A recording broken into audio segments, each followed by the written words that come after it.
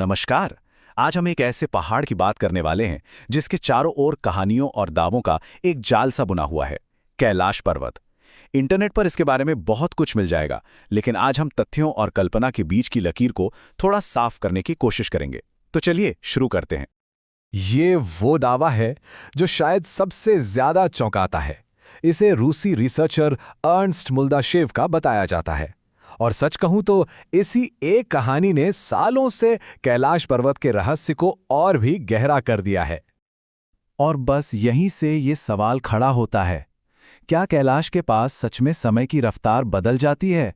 यही वो बड़ा सवाल है जो इन वायरल कहानियों से पैदा होता है, और आज हम इसी की तह तक जाएंगे। लेकिन इन सब दावों की पड़ताल करने से पहले ये समझना बहुत जरूरी है कि आखिर ये पहाड़ इतना खास है क्यों। चलिए देखते हैं कि कैसे कैलाश चार बड़े धर्मों के लिए एक बेहद पवित्र जगह है। देखिए, हिंदू धर्म के लिए कैलाश सिर्फ एक पहाड़ नहीं है, ये तो ब्रह्मांड का आध्यात्मिक केंद्र है, भगवान शिव का घर। रावण से जुड़ी वो मशहूर कहानी भी तो इसी पर्वत की है, जब उसने इसे उठाने की कोशिश की थी। इसी तरह बौद्ध धर्म को मानने वालों का विश्वास है कि कैलाश पर्वत बुद्ध चक्र संवर का निवास है, जो इसे ध्यान और आध्यात्मिक ऊर्जा का एक बहुत बड़ा केंद्र बनाता है। और जैन धर्म में इस पर्वत को अष्टापद कहा जाता है। ये वो पवित्र जगह है जहां उनके पहले तीर्थंकर ऋषभदेव को मोक्ष मिला था। और आखिर में तिब्बत का जो प्राचीन बौद्ध धर्म है, उसके लिए कैलाश वो जगह है, वो धुरी है जहां स्वर्ग और पृथ्वी का मिलन होता है। तो ये इसे एक ऐसा अनोखा पर्वत बनाता है जिसे दुनिया भर के करोड़ों लोग पूछते हैं। तो अब आता है पहला बड़ा रहस्य। अगर ये पहाड़ इतना मशहूर है और माउंट एवरेस्ट से छोटा भी है, तो फिर आज तक इस पर कोई चढ़ाई क्यों नहीं कर पाया? देखिए, इस पर किसी के न चढ़ पाने की कहानी भी समय के साथ ही बनी है। 1926 में इसे चढ़ाई के लिए बहुत ही मुश्किल माना गया। फिर 1985 में दुनिया के सबसे महान पर्वतारोहियों में से एक रेनहोल्ड मेस्नर को इसे चढ़ने का मौका मिला, लेकिन उन्होंने मना कर दिया। और आखिर में 2001 में जब एक स्पेनिश टीम ने कोशिश की, तो दुनिया भर से इतना विरोध हुआ कि चीन को इस पर चढ़ाई करने पर हमेशा के लिए बैन लगाना पड़ा। दुनिया के महानतम पर्वतारोही रेनहोल्ड मेस्नर ने आखिर मना क्यों किया? उनका ये कोट सब कुछ बता देता है। उन्हें लगा कि कैलाश पर चढ़ना सिर्फ एक पहाड़ जीतना नहीं होगा, बल्कि करोड़ों लोगों की आस्था का अनादर करना होगा।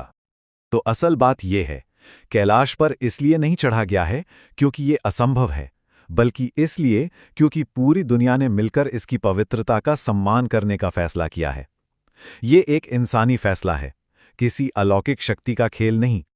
चलिए अब कुछ दूसरे मशहूर रहस्यों को देखते हैं। क्या कैलाश के आसपास जो चीजें हैं वो वाकई अलौकिक हैं, या उनके पीछे कोई वैज्ञानिक कारण भी है? कैलाश के पास दो झीलें हैं, एक दूसरे के बिल्कुल बगल में। एक है मीठे पानी की मानसरोवर, जिसे पवित्र माना जाता है, और दूसरी है खारे पानी की राक्षस ताल, जिसे अशुभ मानते हैं।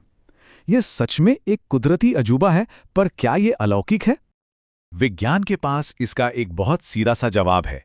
राक्षस ताल एक एंडोरेहिक झील है।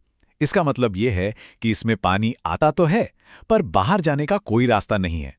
तो हजारों सालों से पानी भाप बनकर उड़ता रहा और सारे नमक और खनिज वहीं जमा होते गए, और इसी वजह से ये खारी हो गई। और उस पिरामिड जैसे आकार का क्या?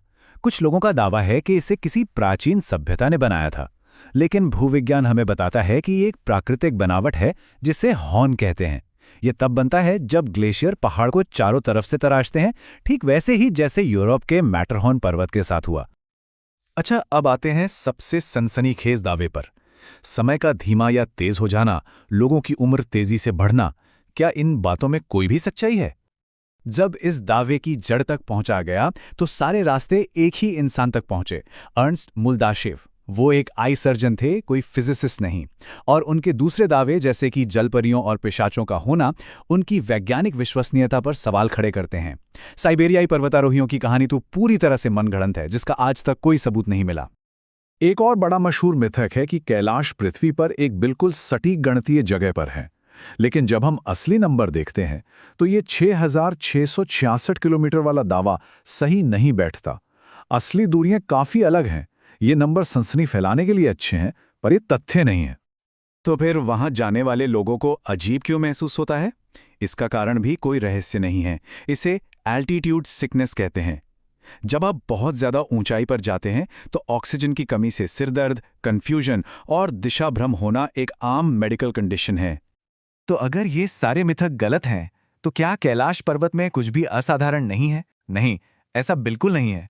पर असली चमत्कार वो नहीं है जो लोग सोचते हैं। जरा सोचिए, हम इंसानों ने दुनिया की हर बड़ी चुनौती को पार किया है।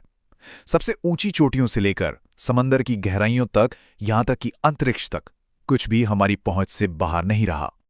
लेकिन कैलाश एक ऐसा अनोखा उदाहरण है, शायद इकलौता, जहां हमने जीतने की अपनी इस इच्छा को खुद ही एक तरफ रख दिया। और यही है कैलाश का असली चमत्कार।